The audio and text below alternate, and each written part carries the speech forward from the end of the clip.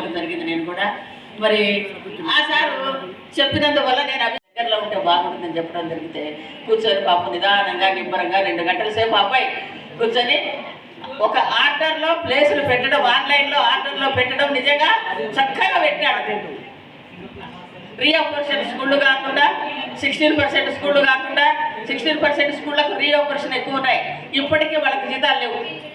నేనేమో రిటైర్డ్ అయిపోతా కాబట్టి ఎందుకు రిటైర్డ్ అయిన తర్వాత జీతాలు రాకుండా ఎప్పుడో పొజిషన్ అయింది రావడము సంతకాలకు అన్నిటికీ ఇబ్బంది అవుతుంది. కొంచెం దూరమైనా పర్లేదు లేవి ఈ రీఆపరేషన్ స్కూల్ కాకుండా రెగ్యులర్ స్కూల్కే పెట్టు అని చెప్పడం. ఆ అబ్బాయి ఓపిక కూర్చొని పాపం సర్వర్ తిరుగుతున్నా కానీ గంట 2 గంటలు 3 గంటలైనా బిడ్డ కూర్చొని మా ఇంట్లో చక్కగా వచ్చింది. ఫస్ట్ నేను హరిప్రసాద్ సార్కి ఫోన్ చేసిన, సార్ నాకు వచ్చింది అని, గోపూర్కి వచ్చింది సార్ అని. మేడం అందుకే కదా మేడం నేను చెప్పింది మీకు పొమ్మని అన్నాడు సార్. అట్లా తర్వాత ప్రతాప్ సార్ గురించి చెప్పాలంటే గ్రౌండ్ 10 ఎకరాల గ్రౌండ్ మాది. నిజంగా ఎప్పుడు గ్రౌండ్లోనే ఏ పీరియడ్ చూసినా పిల్లలు గ్రౌండ్లోనే ఏదో ఒక కోర్టులో ఆడుకుంటూ ఉంటారు. చక్కగా బ్యాట్ తీసుకొని కొట్టుకుంటూ ఉంటారు. స్కూల్ నుంచి ఎక్కువగా నేషనల్ గేమ్స్కి పోతుంటారు, మంచి ప్రైజులు తీసుకొస్తుంటారు. నెలకొకసారి చప్పట్లతో మోగుతుంటుంది మా స్కూల్లో ఎప్పుడు. ఎందుకు పిల్లలు ఎక్కడో ఒక చోట ఏదో ఒక గేమ్లో తెలుసుకొని వచ్చుంటారు స్టేట్లో. వాళ్ళకి అంత మంచి ఎంకరేజ్ ఇచ్చేవాడు సార్ పిల్లలకు.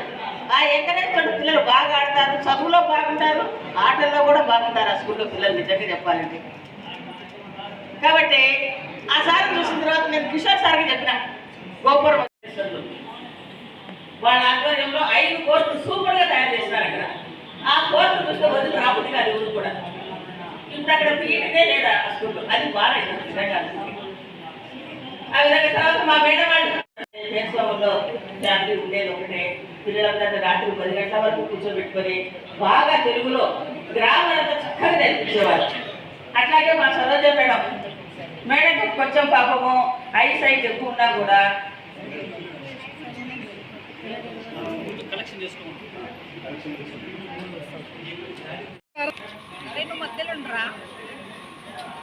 బాగుంది.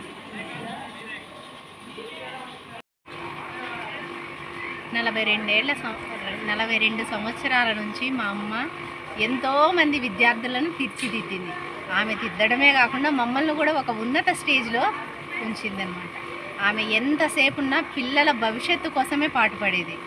అదే ఎంతో గర్వకారణం. ఆమెకు ఎంతో హ్యాపీగా ఉంది ఆమె రిటైర్మెంట్ సందర్భంగా. వీళ్ళంతా యోగి సార్ని యోగేశ్వర పిలవలే గుర్తులేదు. కొందరు చాలా మంది మిస్ అయినారు మర్చిపోయి రేపటి నుంచి ఫోన్లు చేసే ఓకే. ఆ విధంగా ఎరుగుడిదిలో కూడా చక్కగా 8 ఏళ్ళు పనిచేసి అందరూ మంచిగా బయటకు వచ్చేస్తాం. ఎరుగుడిదిల కంటే ముందు వెంకటాపురంలో నా ఫ్రెండ్ పోయినా పద్మ నేను ఇద్దరమే 170 మంది పిల్లలు, ఇద్దరమే 5 క్లాసులు. చాలా కష్టపడే వాళ్ళం ఇద్దరం. తర్వాత ఇంత చేద్దామా ప్రపోజల్స్ పెట్టండి సార్ ఉంటాము. నేను ప్రపోజల్స్ అన్నీ తయారు చేసి ఈ వాకిస్ తెచ్చి అది యూపీ స్కూల్ కావడానికి నేనే కారణం. యూపీ స్కూల్ అయిన తర్వాత 4 వాలంటీర్లు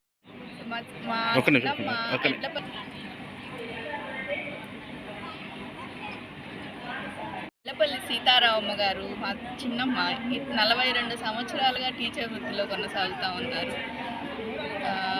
టీచర్గా పిల్లల చదువు సంధ్యలే కాకుండా వాళ్ళ ఆర్థిక స్థితిగతులను అనుసరించి వాళ్ళకి ఏం అవసరమో, మా పిల్లలకి పెన్నులు కావాలి, మా పిల్లలకి నోట్బుక్స్ కావాలి, మా పిల్లలకి టెక్స్ట్ బుక్స్ కావాలి, మా పిల్లలు పేదవాళ్ళమ్మ బట్టలు సరిగ్గా లేవు, ఈ బట్టలు తీసుకెళ్ళి మా పిల్లలకి ఇస్తారు.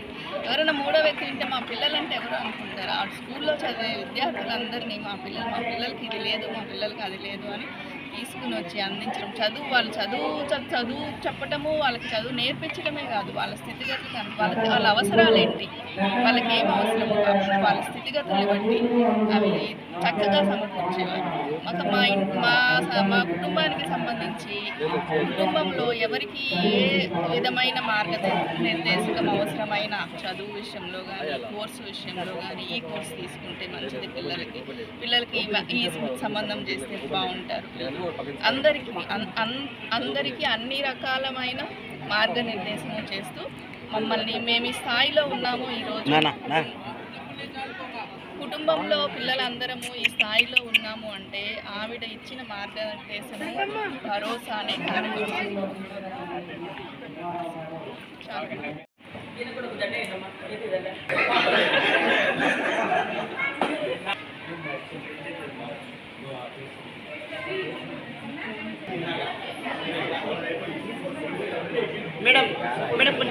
పేరు సోమర టీచర్స్ అందరూ మేడం గారితో మరొకసారి ఫోటో దిగుతున్నారు. Madam ready? ఓకే స్మైల్ అలాగే ఉండండి సార్. వెనక జరగండి సార్. మాకు మేడం సీతారామ గారు అయితేనేమి, తర్వాత ఈశ్వరయ్య గారు అయితేనేమి మా కుటుంబాన్ని చాలా అన్ని విధాల ఆపద్బాంధువుగా చూశారు సార్. మేమంతా ఒక కుటుంబం లాగా ఉన్నాం sir. Lakshmidevi teacher, Ramalingareddy sir, తర్వాత ఇంకా ఎంతోమంది సుబ్బారెడ్డి సారు, తర్వాత రఘురామరెడ్డి సారు, వీళ్ళతో కలిసి సార్ మాకు చాలా ఆతిథ్యం ఇచ్చారు. ఎర్రగుంటలో కొత్త ఇచ్చిన తర్వాత మా పిల్లలు కూడా హై స్కూల్లోనే ఈశ్వరయ్య గారు మాకు చాలా సలహాలు ఇచ్చేవాళ్ళు. వాళ్ళు మాకు ఒక మంచి ఆపద్బాంధవ కుటుంబం లాగా మెలిగారు. కానీ టైం లేదు. కానీ ఎంతో మరి సీతారామ మేడం గారి టీచర్ గారి గురించి ఎంతో చెప్పాల్సినటువంటి ఎంతో ఉన్నది. కానీ కాలాతీతమైంది. దయచేసి మాకు మేడం గారు ఆపద్బాంధవులుగా మా కుటుంబానికి సేవలు అందించారమ్మా. చాలా థ్యాంక్స్ అమ్మా మేడం. Thanks sir.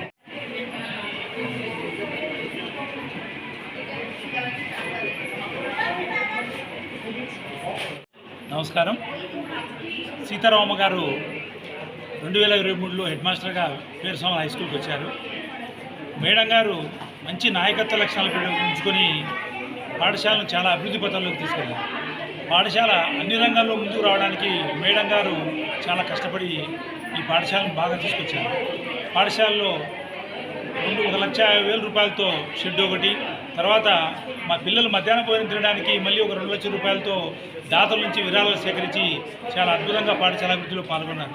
అంతేకాకుండా పిల్లలు నేషనల్ లెవెల్ వరకు గేమ్స్లో తీసుకోవడానికి కూడా మేడం గారు చాలా కష్టపడినారు.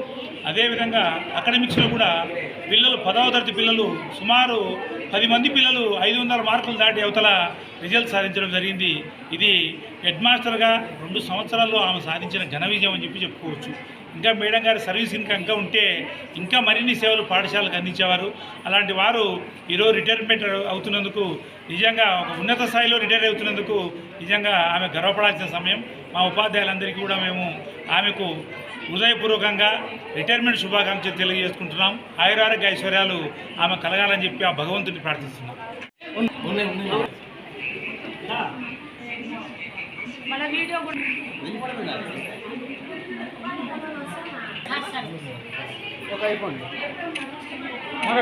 ఉన్నత పాఠశాల గోపురం పాఠశాల ప్రధాన ఉపాధ్యాయునిగా పనిచేసి రిటైర్ కావడం జరిగింది.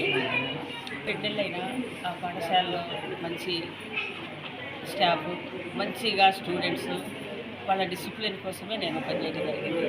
అంతకుముందు 2 సంవత్సరాలు పేరుస్వామిలో నేను హెచ్ఎంగా పనిచేసినప్పుడు మంచి గ్రౌండ్ ఉండేది. ఆ పాఠశాలకు స్టాఫ్ చక్కగా ఉండేవాళ్ళు. ఆడ గ్రౌండ్ తీర్చిదిద్దటంలో కానీ పాఠశాల యొక్క అభివృద్ధి కార్యక్రమాల్లో, వాళ్ళ బోధనాభ్యసన కార్యక్రమాల్లో 10th క్లాస్ పిల్లలకు మంచి విలువలతో కూడినటువంటి చదువు చెప్పడము ఈ టీచర్ల యొక్క బాధ్యతగా నేను వాళ్ళకు గుర్తు చేస్తూ ఉండేదాన్ని.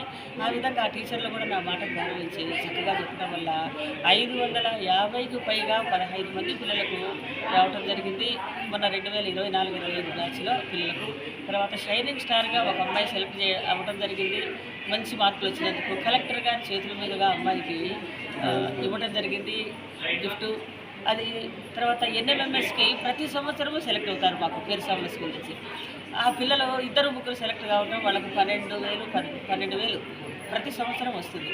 అంటే గవర్నమెంట్ ఉపాధ్యాయులు చక్కగా చెప్తే విద్యార్థులు పాఠశాలకు సక్రమంగా వస్తే ఎట్లా ఉంటుంది అనేది పేరుస్వామి స్కూల్ రోల్ మోడల్ అని నేను అనుకుంటున్నా. చక్కగా పిల్లలకు ప్రతి సంవత్సరం కాంపిటీషన్ అనమాట. మేడం మేమంతా ఎన్ఎంఎంఎస్కి ప్రిపేర్ అవుతాము, మేము సెలెక్ట్ అవుతాము అని 20-30 మంది ప్రిపేర్ అయ్యేవాళ్ళు. అందులో 3-4 ఖచ్చితంగా సీట్లు ఇచ్చాయి. ఎన్ఎంఎంఎస్లో సెలెక్ట్ అయ్యేవాళ్ళు. ఆ విధంగా అభివృద్ధి పథంలో నడిపించినందుకు పిల్లలు బాగుంటుంది. నేను ఎంతో సంతోషపడతాను. ఎక్కడైనా పిల్లలు ఏదైనా ఆర్థికంగా లోటుపాట్లతో ఉంటే వాళ్ళకి నేను ఏదైనా ఆర్థిక సహాయం చేద్దామని కూడా అనుకుంటున్నాను. నా తర్వాత జీవితంలో ఉపాధ్యాయులంతా చాలా ఎక్కువగా సహాయ సహకారాలు నాకు అందించాయి.